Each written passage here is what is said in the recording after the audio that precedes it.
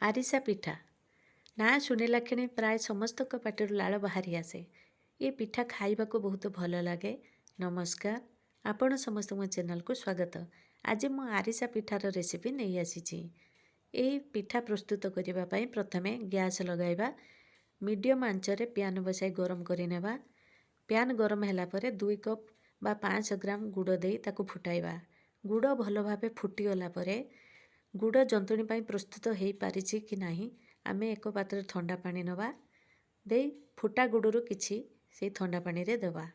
तापरे हाथ रे देखिबा गुड़ ठीक भावरे उठी जाउछि आउ चॉकलेट आकार तैयारी कला परे भी ठीक हो जाउछि। आमे जानि परिबा गुड़ आमर जंतुणी पाई प्रस्तुत हो जाइछि।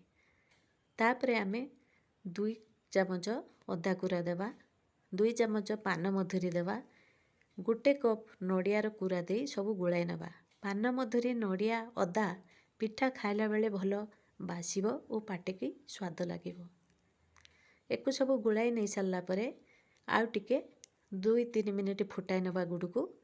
तापरे स्वाद अनुसार एठारे लूण दबा। चाउल चूना आठी दे धीरे धीरे गुलाइबा। प्रथमे मु 3 कप चाउल चूना देछि। गुड़ गुलाई देखिली जे तापरे आवश्यक अनुसार आउ 1 कप चाउल चूना देछि। 4 कप मोटू चाउल चूना देछि। चाउल चूना दे भल भावे गुलाई नहीं जंतुणी मोर प्रस्तुत हो जाइछि, सिझी जाइछि।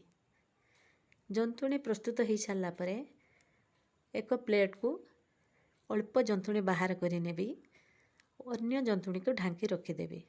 आपण ये जंतुणी की करिकी मासे पर्यंत रखिपारे फ्रिज रे।